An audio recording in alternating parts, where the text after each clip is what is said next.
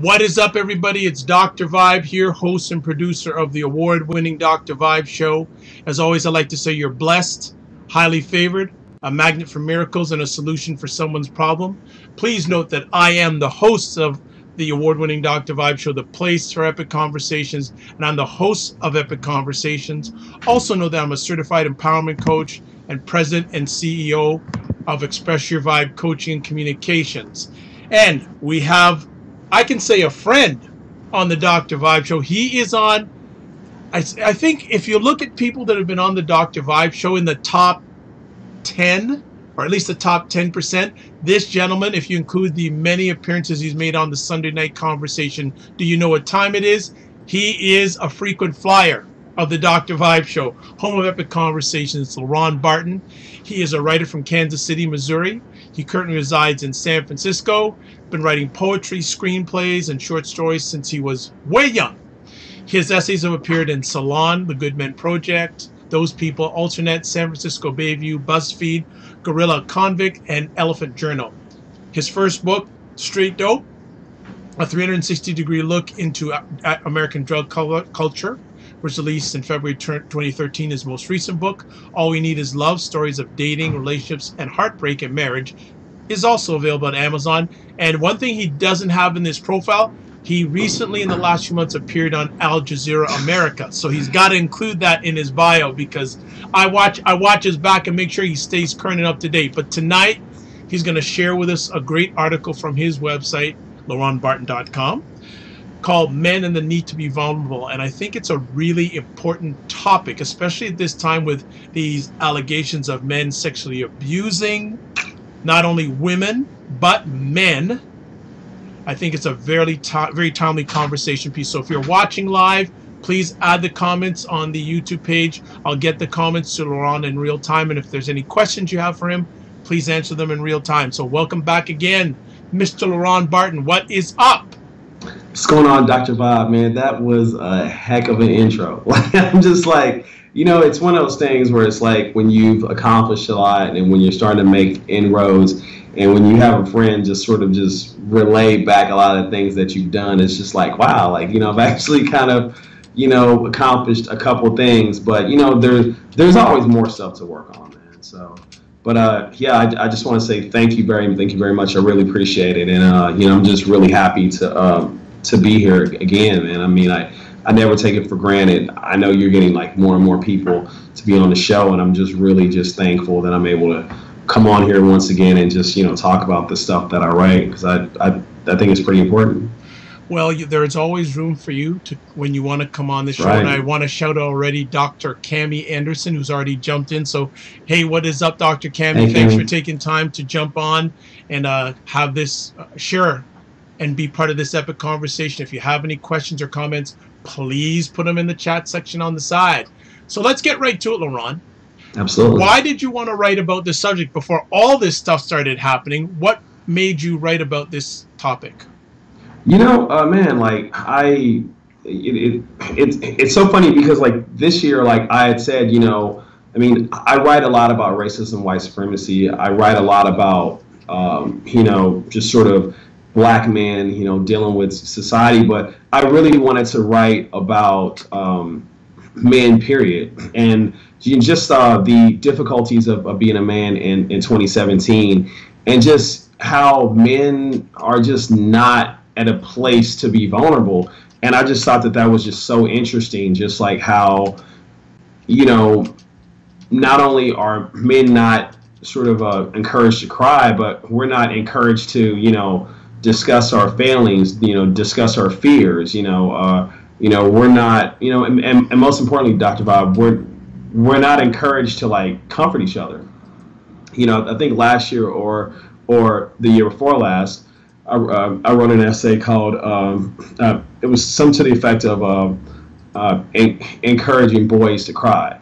And I wanted to take it a step further, where I not only didn't want to talk about black men, but I wanted to talk about men from all, you know, places of the diaspora, different cultures, different economic backgrounds, different, you know, sexuality. I just wanted to just, you know, talk about us, because I mean, you know, I feel like that for men to be vulnerable, I mean, it's something that, you know, really needs to be discussed. Well, I one of the things, and if you allow me to do this with you, Sure. I want to have you take us along your manhood vulnerability journey. But Right. at the beginning of this conversation piece, this article, you put out a very important question. What if we just let men be free from all the identity destroying expectations we have placed on manhood? Why is that question important? Because I think that excuse me, forgive me. I think that men were sort of locked in this box to where, you know, we have to be tough. You know, we have to embrace some sort of masculinity that at times can be very harmful. You know, what if men can just freely cry? What if men just didn't have to be just this archetype of just a John Henry or like an Arnold Schwarzenegger? You know, what if men could just walk around wearing pink and orange all day? You know, what if men, and I mean, you know, I'll be a society. You know, what if some men didn't have to hide their love for a Taylor Swift? You know what I mean? Just, you know, what if we just set men free from all these expectations of what a man is, and just let that person just live? I mean, you know, we will be surprised as to see how men would you know, move and sort of operate in this landscape. Okay.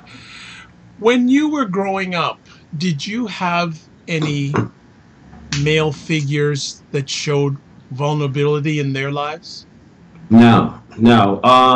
The greatest man I ever known is my grandfather, and he is. I mean, he'll tell you he's a man's man. Like, I think I saw him cry once. I mean, that's, you know, just an incredible human being. But a lot of the men that were in my life were sort of, you know, macho, sort of, you know, tough, very masculine, you know, full of machismo, and just, you know, just men that just were like, yo, like, you know, this is what a man does. You know, a man takes care of his woman. A man's gotta be ready to fight. You know, a man's gotta be strong. You know, physically, mentally, emotionally. I mean, you know, crying's for girls. You know, and just of course the dreaded toughen up. So, you know, I didn't see different examples of men until I grew older, and of course, you know, left Kansas City for San Diego. But going back to that, I don't want to put this on just that, oh, well, this is a Midwestern problem, you know, and I don't want to say that, you know, this is a hood problem. I mean, no, it's a right across the board.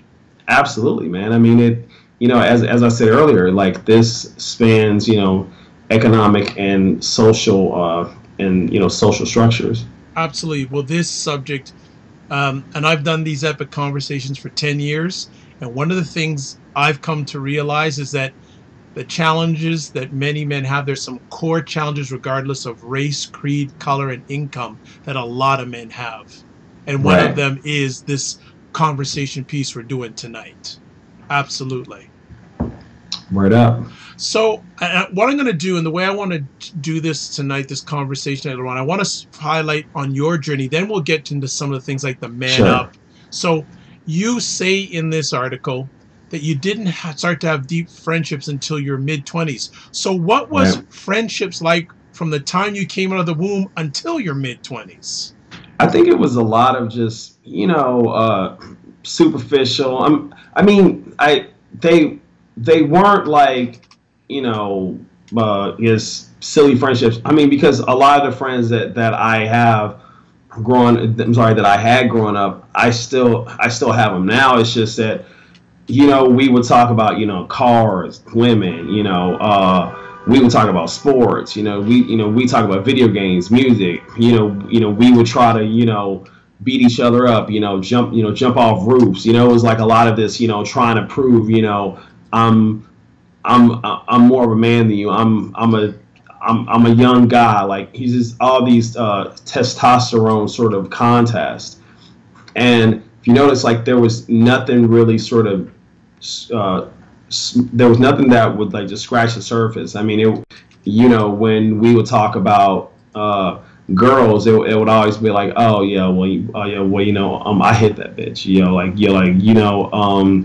or like, she's a hoe, everybody sleeps. So I mean, a lot of it was, misogynistic, and I mean, that's just because that's how we were raised. I mean, it's like, talking about women meant, oh well, I slept with her, you know what I mean, she's hot. I mean, it wasn't really anything of, oh, she's got a great personality, she's a great thinker. I mean, it was nothing complex whatsoever. So I think that when I started to not only get more exposure to the world, but I also started to really like who I was and not be afraid to talk to some of my guy friends about some really deep stuff that was bothering me, then that's when the friendships took on a whole new shape. I'm just going to take a time out for a second because I'm very blessed. We have two doctors watching this live. Nice. We have Dr. Cami Anderson, who I introduced before, who if Dr. Cam, if you can just put in the comments section your website and your cause, I want to shout out. And then we have a great lady, Dr. Tachi, who is I turn to when it comes to media and pop culture. She does a great live stream via Periscope and Facebook Live every Wednesday at 6 p.m. It is outstanding. So definitely catch it. So they have some very good comments here. So Dr. Kem is saying, not having role models is what makes it hard to change the paradigm. I know men that are empathetic, nurturing, and the like, but they self-censor in front of some men.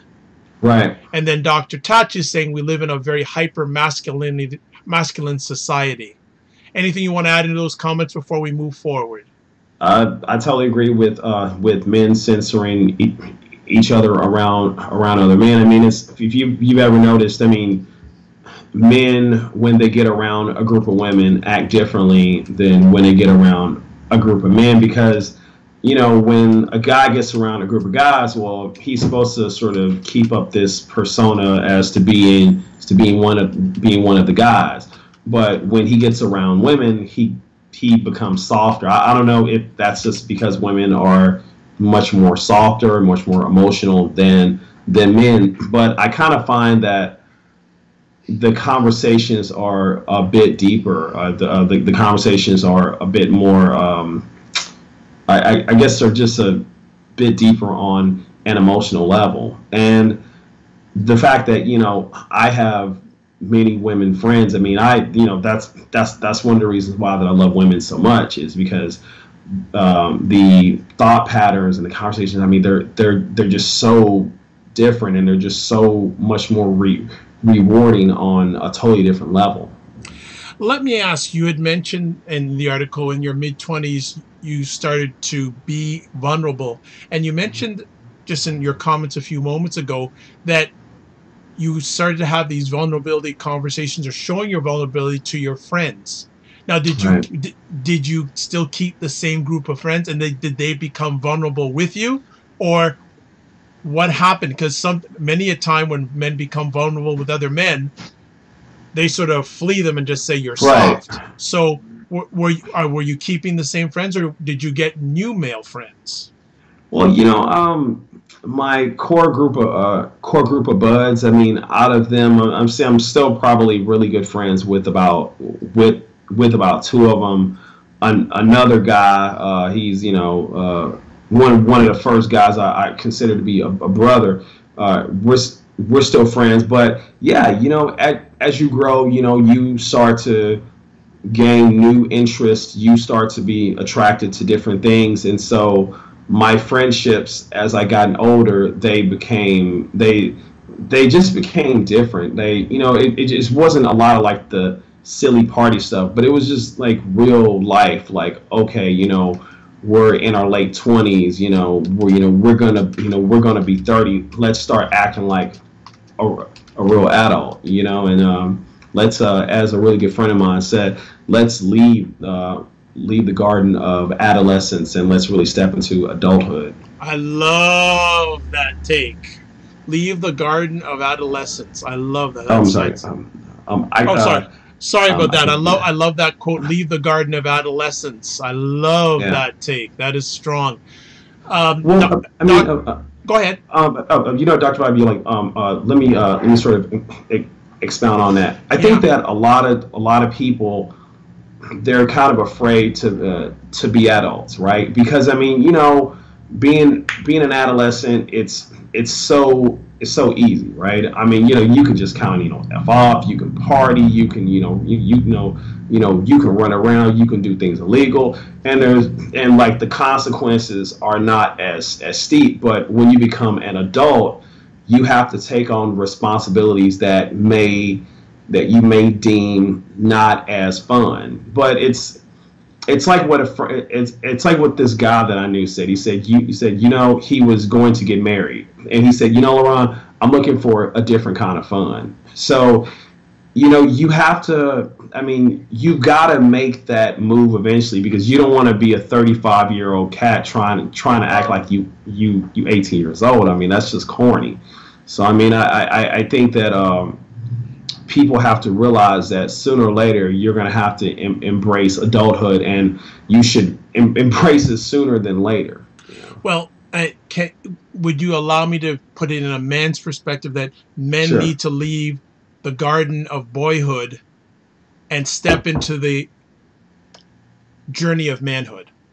Absolutely, man. I Okay. mean, like, I don't want to be. Look, I'm 39 years old. Like, I don't act like a young boy anymore. I mean, I just wouldn't want to. Like, I mean, that's again, that's just kind of lame. I mean, it's good to be a grown man. I mean, we should do grown man things. I mean, like, being in, solid relationships, 401ks. I mean, saving sexy. I mean, that's just all about being a grown man. But just not only that, but just, having empathy and thinking about things, thinking about your actions and how it affects others versus thinking about how your actions just affect yourself.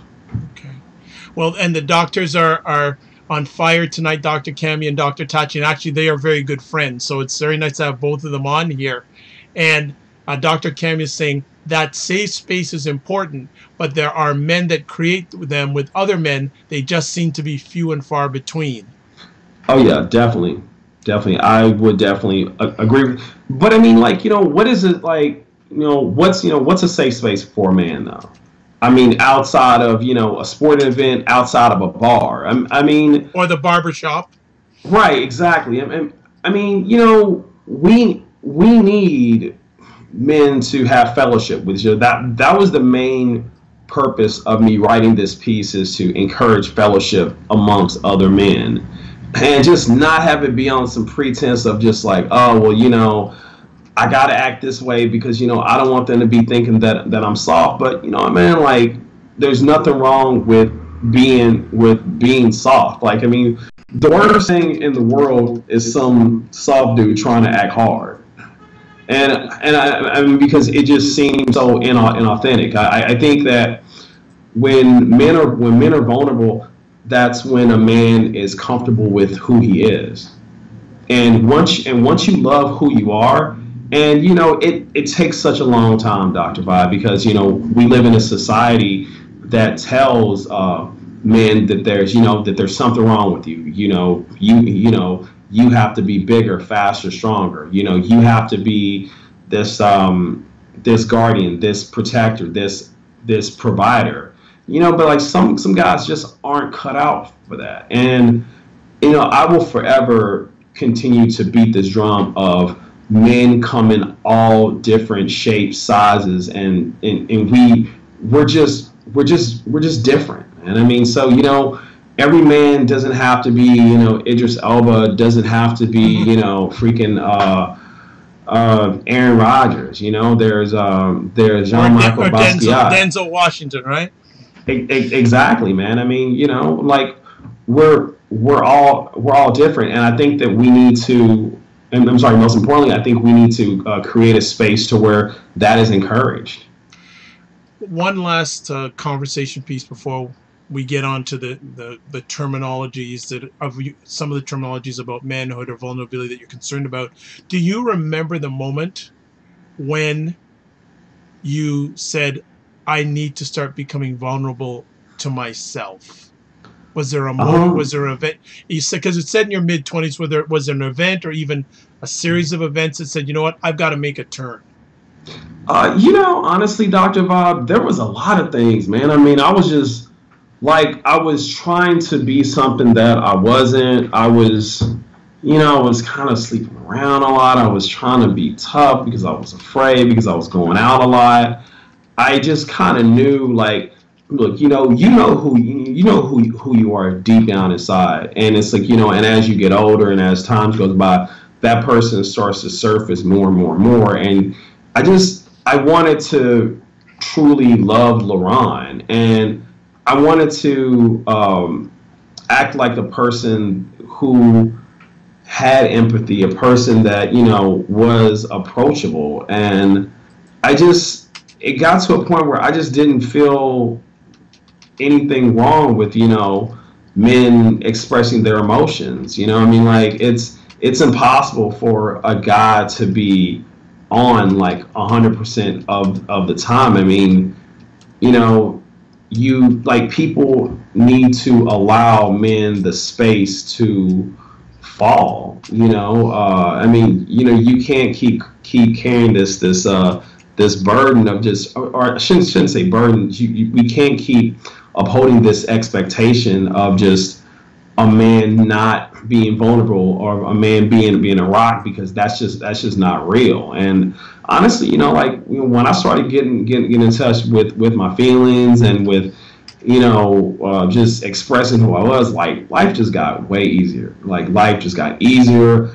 I started feeling good. I started having a great time. I really became the man that you see in front of me, and I think LeRon Barton is the bomb. I'm not. I mean, well, you better think you're the bomb, because if you don't think you're the bomb, no one else is going to think you're the bomb, right? Exactly.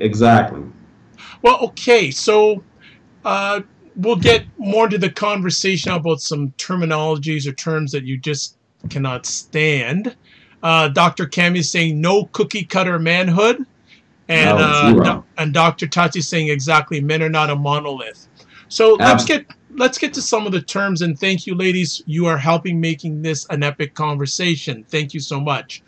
One of the terms you cannot stand is the ever-present man up. Why? Yeah, because I mean, it just basically tells young men to just shake it off. It tells young men that stop acting soft. I mean, to be honest with you, Dr. Bob, at its core, it's very anti-woman, because I mean, it's like a boy's supposed to be this tough, hard exterior person that does not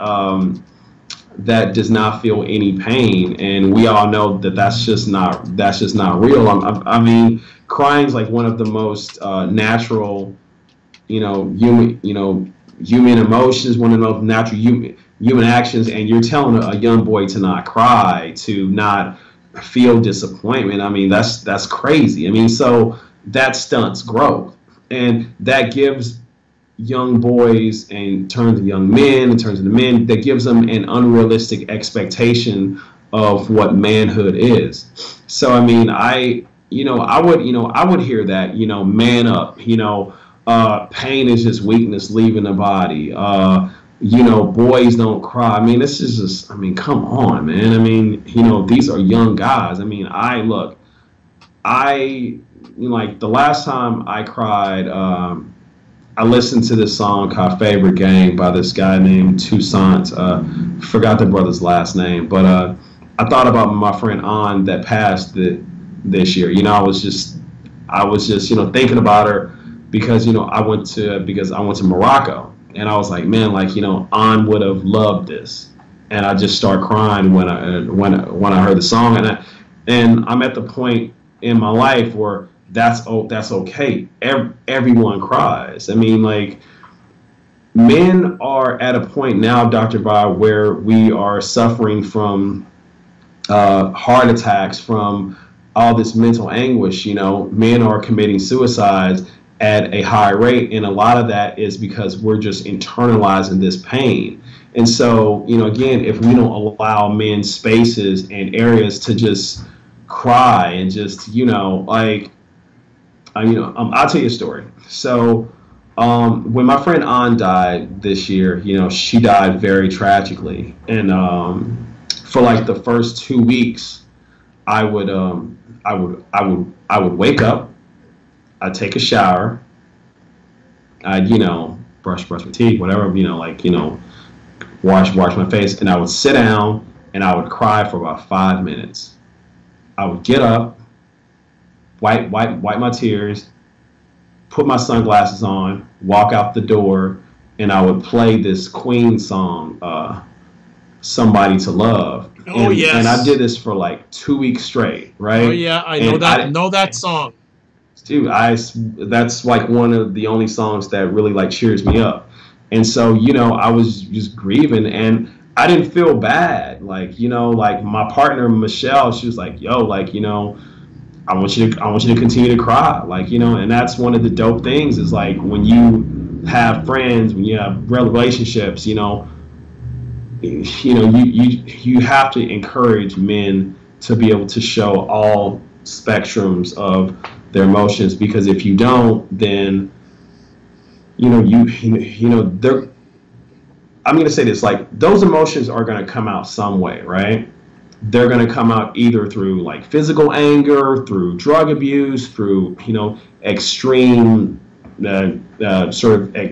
extreme see, what's the word I'm looking for, extreme actions. I mean, you know, it could come out via a heart attack, it could come out via suicide. I mean, but it's going to come out some way. So I just think that crying is the most healthiest, you know, way of doing it. Just going to add some more commentary here, Dr. Tachi saying, plus if you don't release emotion, it often manifests in destructive ways, which is just piggybacking what you just shared. Just to add on to some of the things that LeRon is saying, for many years on conversations like this, even up to this afternoon, I was speaking to another man saying that 80% of the suicides in North America committed by people over 40 years old are by men. That's crazy. And I think the large majority of teenage suicides are by teenage boys. So I so much know about the vulnerability piece. It's such a huge piece, and it's definitely got to be addressed. I want to also, in your article, that moment you saw another man say to another man, "I love you." Right. I think it's an important piece. Man, that was so powerful. I mean, that's one of, I mean, there's just certain parts in your, just certain things that take place in your life that, you know, you just remember. And you know, I remember this brother. I don't remember his name, but, you know, he was just a very confident, very, you know, cool person. I mean, he was very secure in himself, and he was just kind of expressing. I mean, it wasn't one of those things where it's like, okay, you know, I'm not going to see my homeboy for you know, forever, or, you know, he's going off to war, or, you know, I'm gay, so, you know, I want to just express, you know, my feelings towards him. But it was just like, all right, I mean, I love you, man. Get home safe. And I was like, damn, like that's real. You know, that's what I want to be able to do. And it was so natural. It was so free flowing. And I just, you know, that was such an important part of my life, because I've always admired people, particularly men, who are very secure in who they are. And, you know, it's taken me such a long time to get to this point. And now that I'm secure in myself, and I'm, I love being LeRon Barton and this and that. And, I tell my friends I love them all the time. Like, I just remember like something that the rapper Tony Ayo said. He said, I tell my dudes I love them all the time because I may not see them again. And, I kind of took that and I said, yeah, that's what's up. But I mean, just more than that, just, expressing, hey man, I really cherish who you are, man. Because I mean, there's people who have never been told that, right? Yep. And there's people who are very foreign to touch. Mm-hmm. And I'm a hugger, right? Like, so am I. So am right? I. You dig, like I'm like a you know what I'm saying? Like, so just as long as you don't squeeze the air out of them. No. Yeah. I'm but I mean, like I love giving hugs to people that I have love for, because it's just you gotta tell people that you love them, and it's just all about nurturing friendships, and it's also good for you. What do you think are some of the root causes for this situation? Root causes for what exactly? Men not being vulnerable. I think that society tells men that we're supposed to act a certain way. That I mean, like do you not only think it's also culturally based too, not just society based? Well, I mean, like, so I'm from the ghetto, and you can't be soft there, right? Because I mean, if you're soft, you will be preyed upon, you will be taken advantage of, you could be victim of a circumstance. And I think that a lot of young boys are afraid, and I think that a lot of cultural tropes have been passed down, and that's, I mean, it just, for me, a lot of it just sort of like revolves around fear. Okay, as a young man, it's really tough out here. You have to maintain a pretty hard exterior. I mean, I remember when a friend of mine, we were talking about her dating, and she said, LeRon, the thing that really frustrates me, and she was talking about particularly non-white males, she says, is that they are not vulnerable with me, and I never forget that conversation, because she was like, the relationship can't progress to the next level. And I told her, I said, well, the reason why men aren't vulnerable with you is because they are afraid, is because you haven't earned their trust. I mean, I know that sounds kind of kooky, but if a man is sitting here and if he's telling you about his fears and his desires and his dreams and his ambitions, and if he's able to cry in front of you, that means he trusts you. Because a lot of times when a guy has done that, someone's ridiculed him, or someone's just sort of misused their feelings and have just kind of just like tossed it back into the face. And so for a man to tell a woman those things, I mean, his deepest and darkest secrets, I mean, that means he loves you. But it takes men, particularly men that come from them areas like that I come from. It takes us a while, because we're like, okay, is she going to abuse this? Is she going to make me feel bad? If I say something, I mean, it's just a lot of what if. So it's a lot of taking precautions, and so I mean, unfortunately, that's just the way it is, though. Well, as we're winding down on time, it's fleeting fast. I guess the way we're gonna start closing this down. What are some action steps you would suggest to men out there who are not vulnerable? What can they do to get to that point of being vulnerable? You have done it. You've done it a number of years ago. What sort of action steps, what sort of suggestions can you make to men, and also if any of their partners can help them become vulnerable? For me, it helped that I was around different kind of men.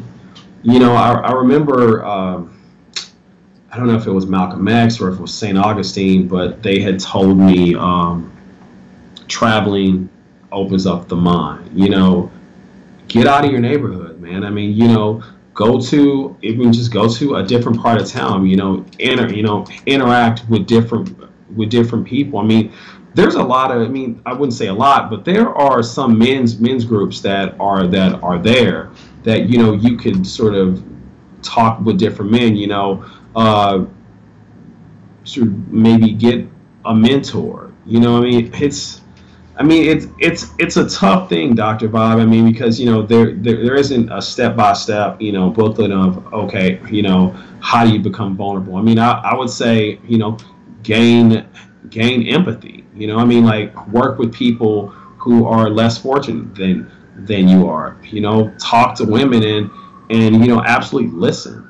Don't just a lot of people, when they have conversations, they talk to respond, but just listen. Like that comes easiest for me because I love hearing people's stories. I love hearing other perspectives. So I mean, when I have a conversation, I'm trying to take in everything that you're telling me. So that's something to be done, man. I mean, it's difficult, but it's definitely necessary. So I would definitely the first thing is to step out of your comfort zone. Start getting around different folks.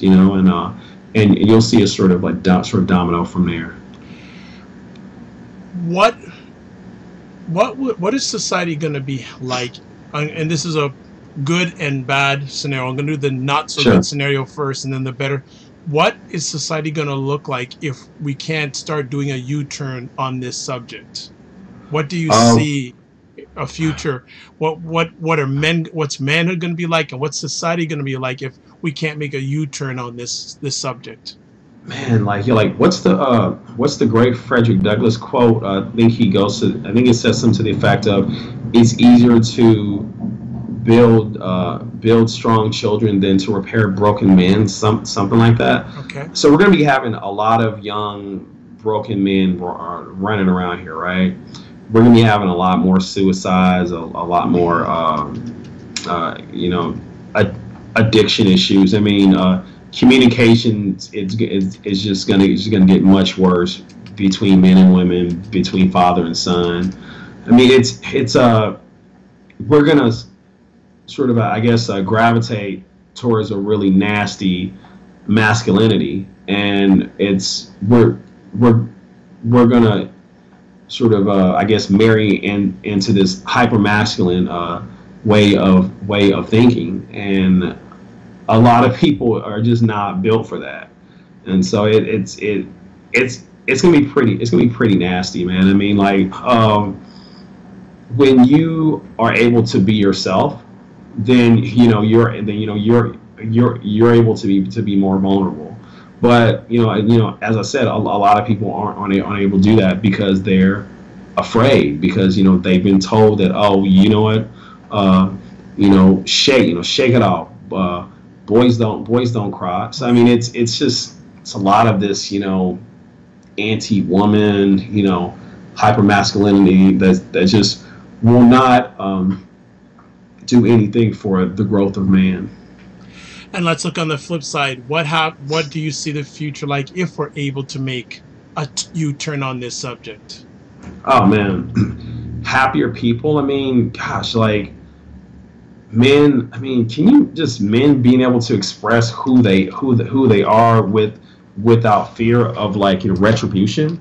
I mean, without being labeled a sissy or like an anti-gay slur, or I mean, men truly able to lift each other up. I mean, the word that comes to mind is not an evolution, but like a revolution, into just how we are. I mean, it'll be a beautiful thing, man. I mean, You know, it was when I was in Morocco. I was talking with my partner, and I said, you know, we kept seeing just these groups of women traveling together, and I said, I told her, I was like, you know, I think that's really dope how women are just able to just be with each other and just, you know, have fun, and I don't find that a lot with men. You know, I love the softness and the tenderness that women, you know, bring each other. You know, and it's like there isn't like, well, you know, if I say this, she's gonna think that I'm gay. You know what I mean? It's none of that. As one of the doctors said, it's none of that self-censoring, right? It's just like the emotions are just there, and I've always loved that about women and just being amongst each other. So I mean, hopefully it'll be like that. Excellent. And just here's some final comments. Dr. Cammy is saying, I can say the men in my tribe work hard to stay vulnerable. They build each other up constantly and know that their hearts are protected by each other and by the women to be free, That's to what's be up. free, to just be. And she also says, you got to teach it early. We Hell try to yeah. tell our sons to work through emotions, not push them down. Right. Yes. Definitely. Like, man, like, you know, it starts so early. Like I have a young mentee that, you know, I'm gonna start working with again. And one of the things that, you know, he and I have always talked about is to be yourself, and, you know, don't be afraid to, you know, express your feelings. You know, that's something that, you know, we're gonna be hanging out with the next couple weeks, and that's something that I'm going to just continuously hammer home. You know, it's nothing wrong with a young man being tender. There's no crime in that. You know, you know what I mean? Like, you know, you know, again, man, like everyone's not tough. And I mean, and it's just expressing who you are and just being comfortable with that is the first step to just just feeling good, man. I mean, like I feel great.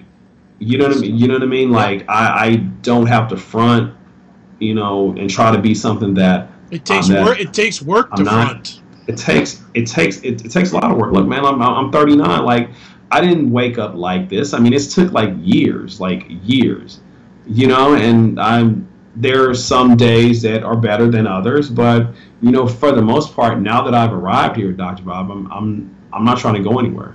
Well, one of the things I say to people is, in order to get through, you've got to go through. Absolutely. Big time.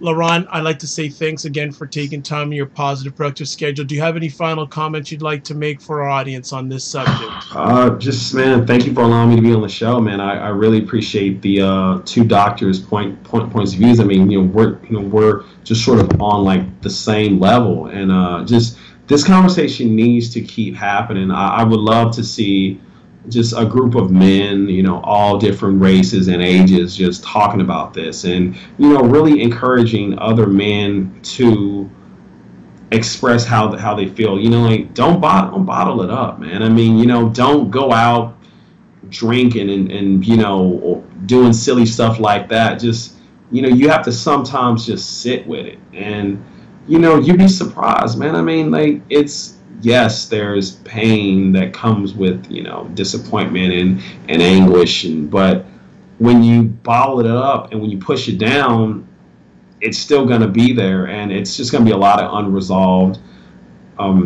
emotions, and you know, those will manifest unfortunately negatively most of the time. So I agree with that. With any men who are challenged in regards to the vulnerability, you can approach LeRon, you can approach myself. I'm a certified absolutely. empowerment coach. I do a lot of this, and a lot of hours now I'm spending with especially young fathers, helping them work through areas of vulnerability, but also older men too. I'm doing the same thing. So reach out, because if you don't, we don't want to know the there's too many repercussions. And as I always say, if you're not careful, life can kill you. Wow. It's true. It's That's upside, true. you know. So Definitely. So I also want to thank Dr. Cami. She said, thanks, gentlemen. This was a wonderful conversation. I look forward to you continuing, LeRon. Also like to say thanks very much to Dr. Tachi, as always. And again, catch Dr. Tachi. We're broadcasting this live on November 7th. So that means tomorrow night, November 8th, 6 p.m. Go to Periscope or Facebook Live. Look up Tachi.